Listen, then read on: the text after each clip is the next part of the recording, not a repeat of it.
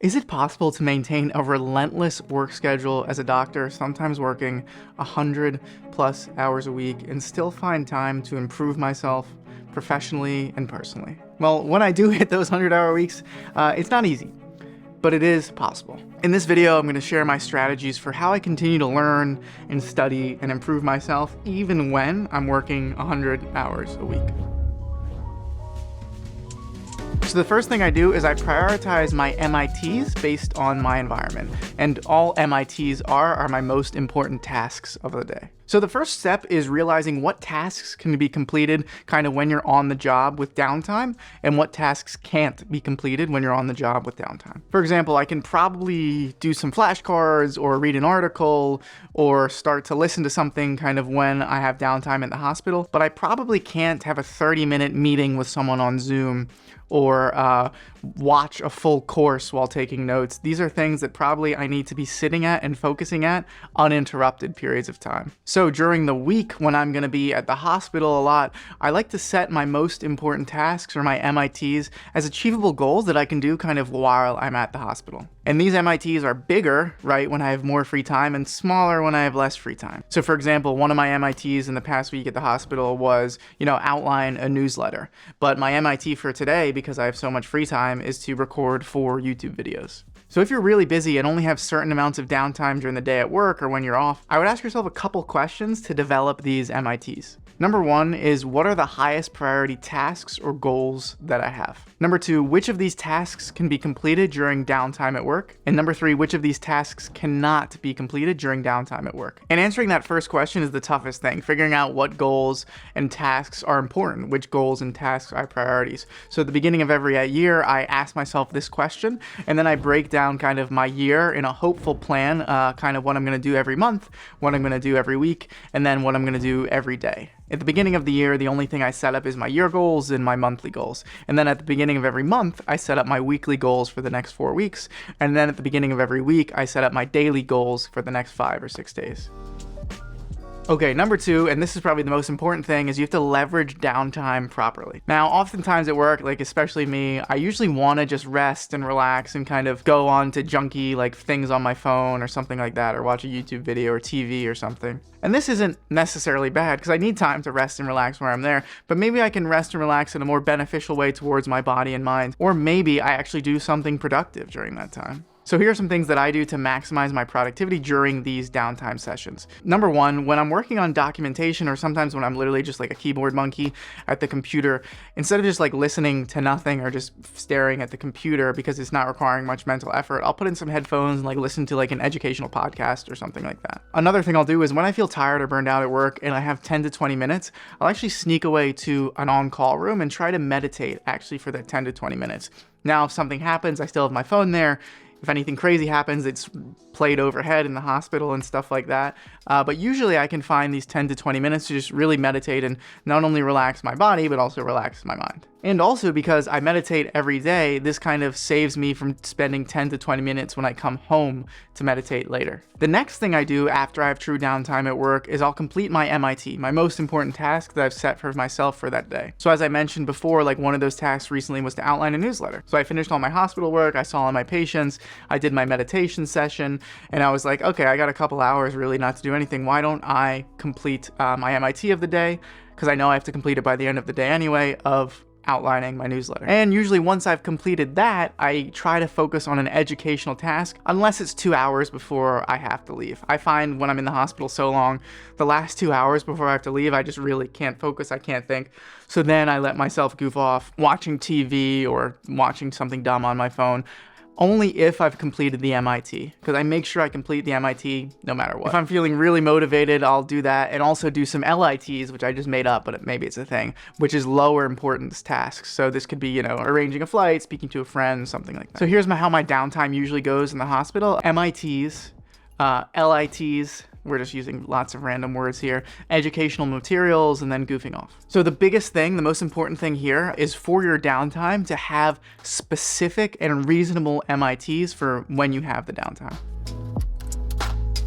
Tip number 3 is to maximize your uptime. So for example, when I know I have a golden weekend or when I know I have 2 days off every weekend, what I'll do is I'll usually set one day as a recovery day and the other day will be like a max work super focused day. And maybe this is like a max work super focus on like hanging out with friends and doing something. Or maybe this is a max super focused day on like recording these YouTube videos or writing these YouTube videos or working on something else, which is the time I'm doing right now to record this video. So during this uptime, right, I need to make sure that I'm focused. So I'll still wake up early, I'll still get to work immediately, I'll let my friends and family know that, listen, like I'm still busy doing something today, like I can't just do anything, and I'll focus and get the work done. Tip number 4 is apply 80-20 and be effective. Especially when I have so little time, I want to make sure the time that I do have, I'm spending it effectively on whatever I want to accomplish. So when I was in medical school, right, I'd work about 60-hour weeks, maybe 40 to 60-hour weeks being in the hospital, but I needed to study on top of that. So because I had so limited time studying, I knew that when I studied, I needed to be the most effective as possible. So for me, when I was studying, that would mean, okay, use active recall, spaced repetition, practice questions. Don't do rereading, don't do listening, don't do passive learning because it's just been shown not to be effective. For me right now, I'm not really studying as much. Sure, I'm trying to learn a little bit from an article or something like that, or a recent medical topic. The thing that actually has the highest impact for me is focusing on the things that have the highest impact on my life and the goals I have. So for example, running this YouTube channel, right? And running my internet thing, whatever that is. What has had the highest impact on me and the channel and business? Well, it's writing and filming these YouTube videos, right? So that's something I prioritize. When I first started, I used to try to do a lot of Instagram, Twitter, you know, maybe even a little bit of Facebook, but I've realized that that doesn't create as much as the impact as these other things do. So I've kind of pushed that to the side for now because I have just so limited time. And then beyond the business of this, right, I also have to figure out, okay, what of this free time am I going to spend with friends and family? Now, I still want to maintain my connections with friends and family and things like that, right? But I might not necessarily be able to stay connected with all my friends I've ever made in the world, and that's okay. It's just the way of life. I need to figure out which friends mean a lot to me, which family members mean a lot for me, and focus on nurturing those interactions and those things because it makes me feel good, right? And finally, this pretty much means eliminating nights out, eliminating kind of excessive alcohol or consistent alcohol, eliminating almost completely like TV, video games, and things like that, unless it's that relaxed day, right? Because it's so important to me and I felt so much better when I actually accomplish these things and do these things, and so I do it. And this is going to vary wildly, right? And this is just for me as a doctor in the hospital who also runs a YouTube channel, right? That's a very specific situation. But you could, you know, just work a 9-to-5 job and also have a family, and maybe you've started an online store or something like that, right? Well, then you need to figure out how you're going to prioritize everything, one of those 3 things, and fit those things into your life. Now, maybe the job from 9 to 5, you don't really have much leeway on it, but maybe the family, you realize, okay, the highest impact times with my family are not when we're just sitting together watching TV, it's when we're building a Lego set together or going on an adventure outside or walking together, right? And so because your time is so limited, you'll focus on those things and eliminate the other things, if that makes sense. Really, this is going to be a highly personal thing, but focusing overall on what are the highest impact for time methods you have for whatever you're trying to accomplish. Overall, the equation looks like this, right? Output of something equals the total time times efficiency. That's it, right? So if you can increase the total time or if you can increase the efficiency, your output's going to increase at whatever one of these goals it is. So what can you do during your uptime? What can you do during your downtime? How do you apply 80-20 to these different times? And can you eliminate certain things? Technique number 5 or strategy number 5 is to reasonably plan. Be reasonable with yourself, right? If I set myself the goal for the week while I'm working 100 hours in the hospital to write a book, do you think I'm going to get that done? There's no way. However, if one of my MITs for a day at the hospital was to outline 1 chapter of a book, that's probably reasonable. That's probably something I could do. It's essential to be honest with yourself and your capabilities when you're planning out these MITs, because I've been doing this for like 2 or 3 years now at this point, and I failed about probably 1 to 5% of the time when I'm doing these MITs. That means if I tell myself, okay, I'm going to do this MIT, then I don't do it. So if I'm failing like 1 to 5% of the time, that's like around, I don't know, like 4 to 18 days out of the year.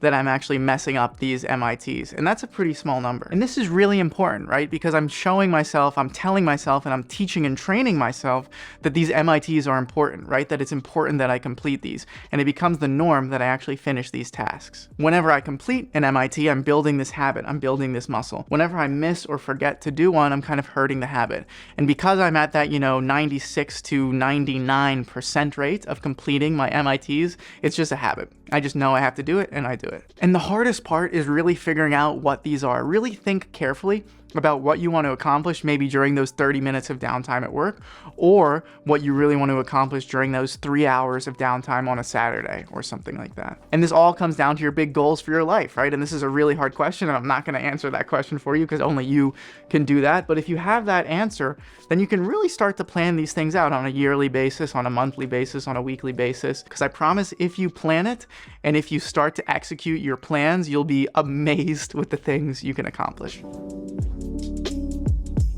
And number 6, my final tip is keep the system running. All this falls apart. Everything here is pointless if you're not happy, if you're not healthy, and you're not maintaining your body and your mind.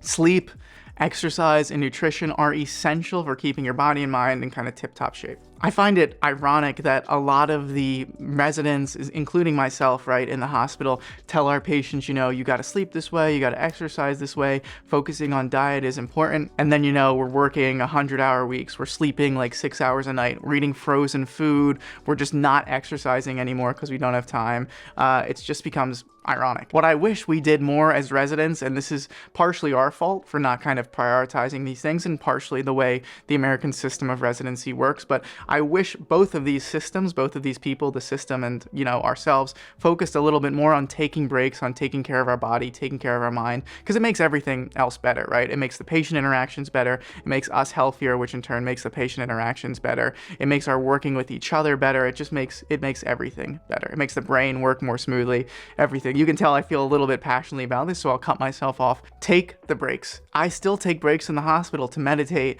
to go for a walk outside, because it not only improves myself, but it improves my interaction with my patients, which I think is a win-win. Being the most efficient person in the world means nothing if we're not maintaining our sanity and our health. And never be afraid to seek support. So, okay, so we're at the end of the video. Let's summarize everything you need to do to get as much done as you possibly can when working a full-time job or working 100 hours a week or just being really busy. So number 1 is prioritize your MITs and classify them based on what environment you can complete them in. Maybe this is downtime at work, maybe this is only uptime at home. Number 2 is figure out what MITs you'll be doing during your downtime. Then figure out what MITs you'll be doing during your uptime. Be as efficient as possible with everything you do. Maybe this is researching or talking to other people that have similar goals as you and figuring out what the best tips and tricks are. Plan as specifically as possible to the hour, if you can, what you're going to do and when you're going to accomplish these MITs. And finally, maintain your mental and physical health, or all of this is pointless. Finally, this whole thing has really taught me that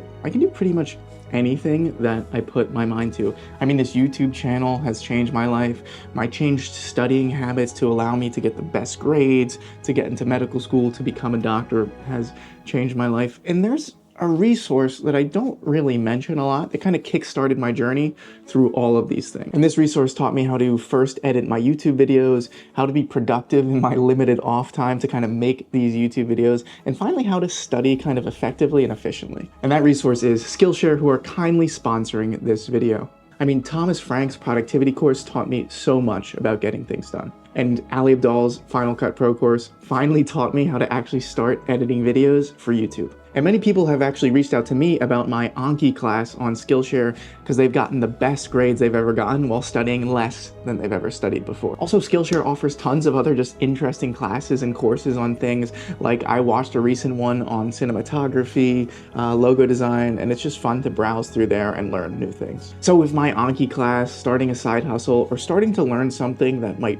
actually change your life, interest you, I strongly recommend you join Skillshare. And Skillshare is giving me a special link, which I can give to you guys. You can join Skillshare for free. The first 500 people to use that special link in the description down below will get a 1-month free trial of Skillshare, which is awesome. Thank you so much, Skillshare, for sponsoring this video.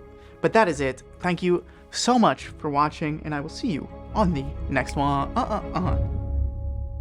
So let's get into it.